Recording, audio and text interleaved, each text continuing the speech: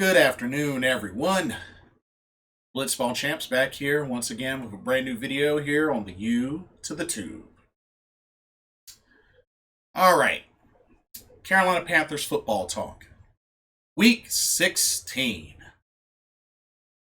Carolina Panthers have their last away game of the year as they travel to play against the Washington team. Let's talk about this game. Originally was supposed to be this Sunday 1 p.m., but got changed to a 4:05 game. So a later afternoon game. All right. Let's talk about it. ESPN matchup predictor. 53.1% chance Washington wins. 46.5% chance Carolina wins, and a 0.4% chance of a tie. Looking at the injury report, it's looking like we will be without Christian McCaffrey, Brian Burns, and Troy Pride Jr.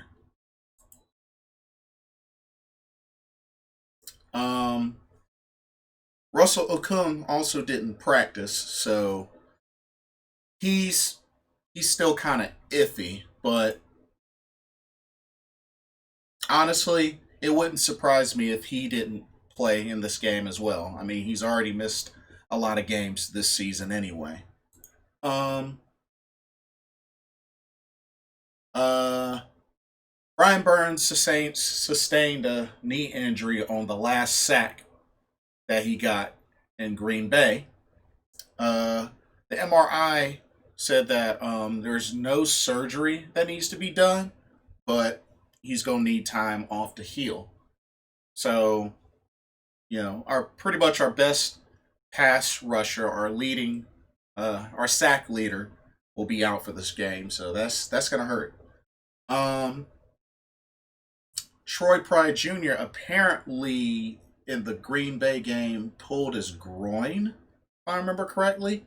So, that definitely takes a little bit of time to heal. So, and we got limited practice from Austin Larkin, Bravion Roy, and full practices from YGM, Marquise Haynes, Effie Obata, and Curtis Samuel. Of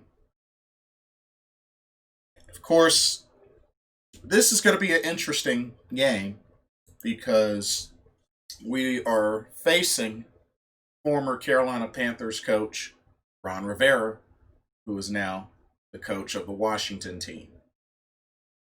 Now, of course,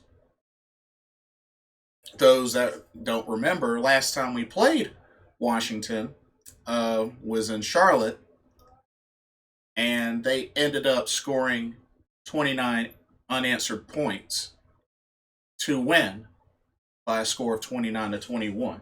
And that was when they had Dwayne Haskins. I'm going to tell you right now,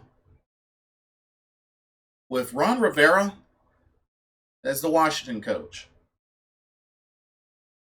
he may not say specifically that he's out for revenge, but I still feel like deep down, it would make him feel really great if he got a big win against his former team that let him go. Let's just keep it real. Let's keep it real. And honestly, they're going to be playing with a lot on the line because Washington still has a chance to win the NFC East. So this is a big game for them. I think it's going to be a lot difficult than what it may show on paper because Washington's playing to win the division. But for Carolina, something that I've kind of noticed as this season gets close to an end. I feel like looking back at the first half of the season, there were many areas in the offense where the offense shined, and there were many areas in the defense that really, really struggled. I have to say, this second half of the season, I feel like it's sort of flip flop. The defense is really starting to show that they can hang. They showed that in the Chiefs game, showed that in the Packers game. Even in the way in the second half in the Broncos game, in the Vikings game. The defense is starting to show up. Yeah, it seems like first half they struggle, but then second half they get it together. They get it together. Can't really say that about the offense currently. Really can't. Can't really say the same about the offense. Um, I think myself, among many other Panther fans, we're pretty much at the conclusion that Teddy Bridgewater just is not the guy that can get it done. Now he may play this weekend. He pretty much may finish out the season. But I think we clearly have our evidence that Teddy Bridgewater is not the guy. He's not the guy. He is not the guy in the long run that can help this team become a championship team. With that being said, let me ask y'all something. Do you believe with these two games remaining, one away and one home, Washington and the Saints, do y'all believe they take a chance and start PJ Walker and see what we have out of PJ Walker? See if he could do what Teddy Bridgewater hasn't been able to do in 8 straight games. Because granted, PJ Walker hasn't had to play from behind yet.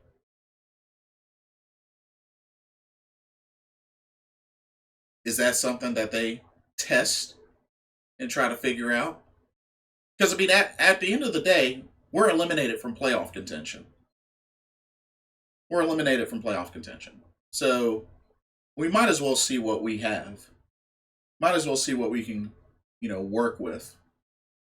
So, I'm all for starting PJ Walker, although it's probably not going to happen. Something to think about. Something to think about.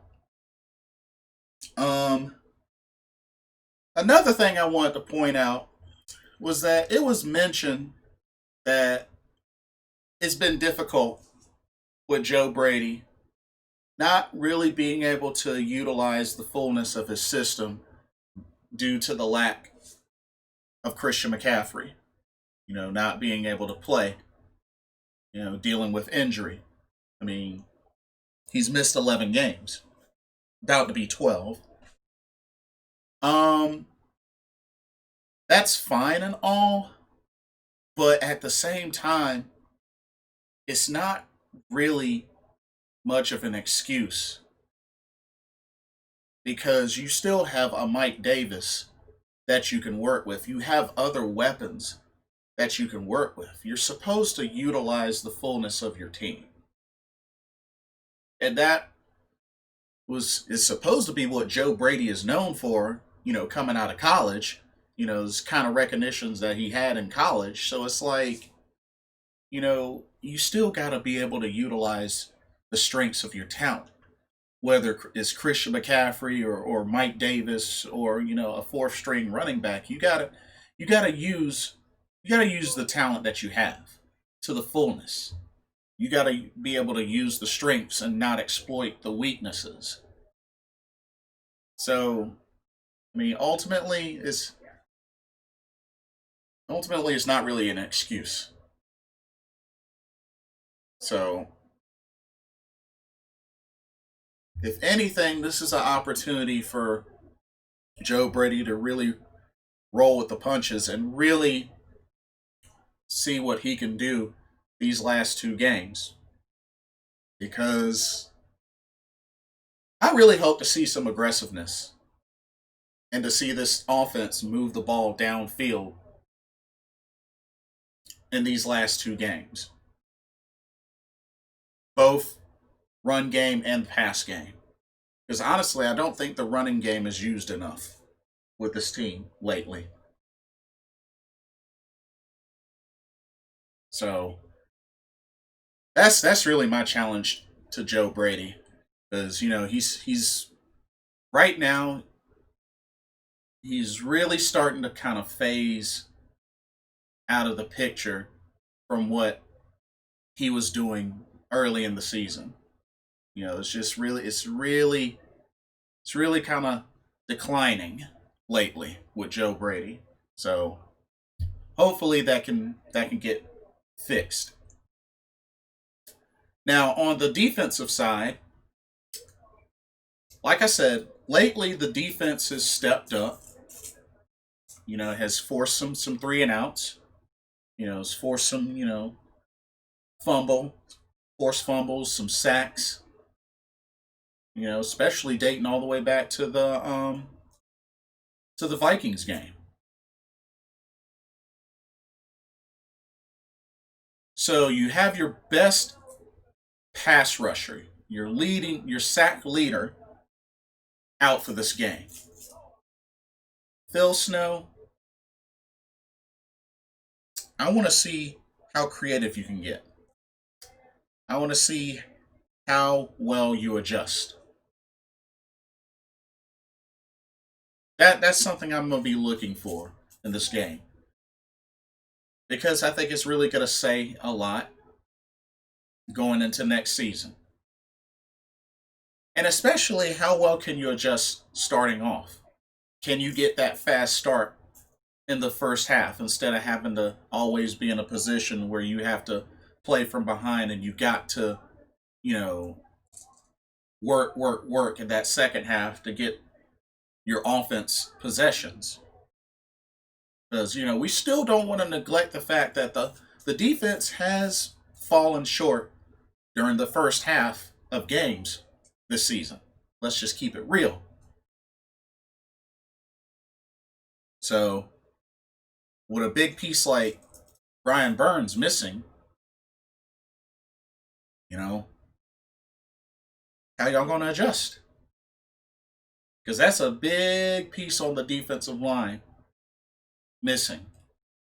Because even though this team doesn't have a lot of sacks, a lot of the quarterback hits and a lot of the pressure, 9 times out of 10, came from Brian Burns. So, something to keep in mind. And then just looking at this Washington team. Now, I don't know what the deal is going to be with Dwayne Haskins, because I mean he's kind of dealing with some issues after getting in trouble. He's no longer a team captain. He got stripped of that. So I mean, they also have Taylor Heineke on the team. I believe Alex Smith is still nursing an injury, so maybe they choose a disciplinary action by not letting Dwayne Haskins start this game. Remains to be seen. But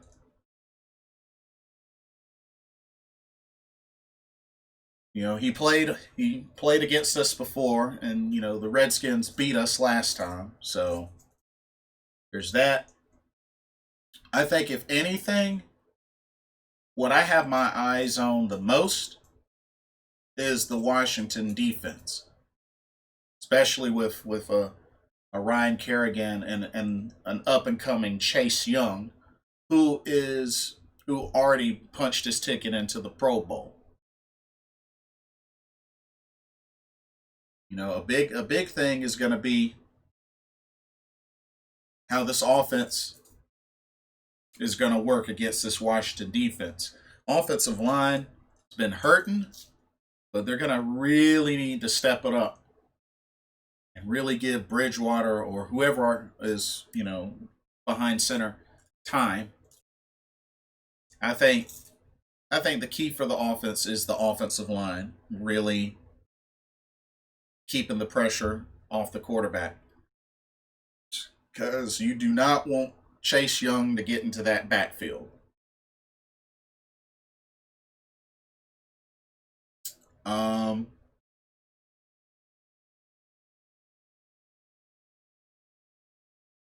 yeah, Carolina offense is really their offensive line is really going to need to be the key factor, and they're going to have to move the ball downfield through the run and through the pass. You got excellent weapons in the passing game. Use them and get them downfield. Mike Davis has been consistent with his touches. Whether he's running or whether you shoot passes to him, got to get Mike Davis back into a groove. And I just really hope for great decision making in this game, because too many bad decisions have cost this team in previous games.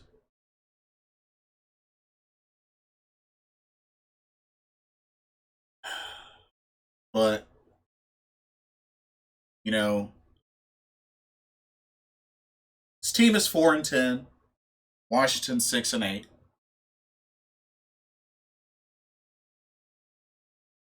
Really, the main thing we could do now is spoiler, because, like I said, Washington is playing, still trying to win the division, which I believe they are leading their division. Yeah, they're leading their division. So, we'll see how it goes. Um, Also, a couple of other things before I end this video. Shout out to the recently passed away all time third in sacks. Played with the Carolina Panthers a handful of years. Had over 14 sacks in at least 2 of those years.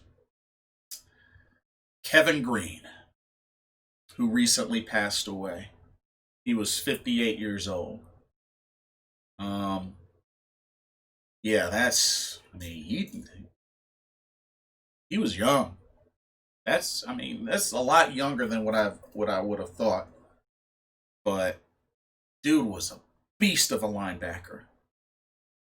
Loved him on the field. Always was aggressive. Had that intensity. And was a pretty dang on good pro wrestler as well. Got a chance to wrestle WCW. I remember him wrestling Steve Mongo McMichael, who was another football player. He was a Chicago Bear. But man, that just. But he made it into the Hall of Fame, and like I said, third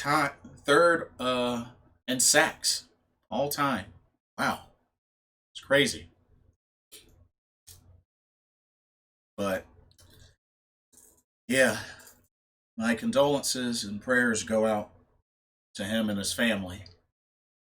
Definitely gone too soon. Rest in peace, Kevin Greene. And the last thing I wanted to ask y'all, get y'all's honest opinion. And no, not probably. I'll definitely talk more about this once the season's over and the draft and our draft is secured. As far as what position we'll have in the draft, definitely do a video on that. But let me ask y'all something. I'll leave y'all with this. So I've been following and keeping up with Keep Pounding TV, following the big cat. Definitely recommend y'all check him out. Mike Ricks, I believe it's I believe it's called the NFL versus the NFC South, or the NFC South versus the NFL. But Mike Ricks, definitely check him out. Of course, shout outs to him, Big Cat, Twandon, Unk. So, 704. So, a really interesting discussion came up in the most Keep Pounding TV most recent stream.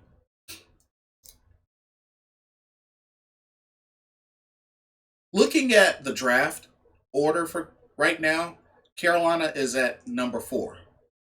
They got the number 4 pick in the first round.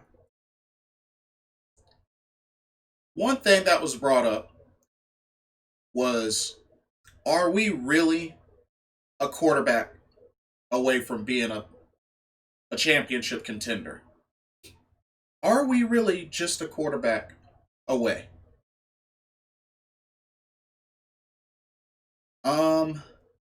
Not only that, would y'all be willing to risk selling the house, giving up a bunch, whether it's a handful of draft picks and a player, or whatnot? If it was up to y'all, would y'all be willing to sell the house to try and go out and get Trevor Lawrence? Would y'all be willing to do that? Would y'all actually take a chance in doing that? That was brought up. That was brought up. And also, yes, another good point that was made. Clemson just recently won the ACC championship, defeating Notre Dame. And apparently that game was played at Bank of America Stadium. So who's to say, that there weren't talks with Trevor Lawrence? Especially considering him being literally at Bank of America Stadium, where the Carolina Panthers play their home games.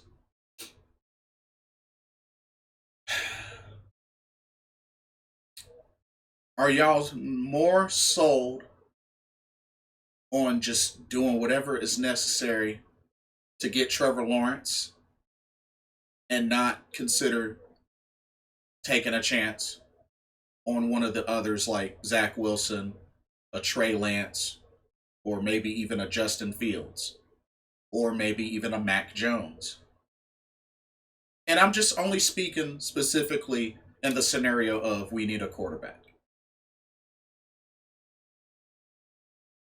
So let me know what y'all think about that. Let me know what y'all think. But like, comment, subscribe, click that notification bell so you don't miss a video. Thank you so much for watching. I'm Blitzball Champ Jason Ingram signing off. Hope everybody has a Merry Christmas, and I'll see y'all soon. Peace.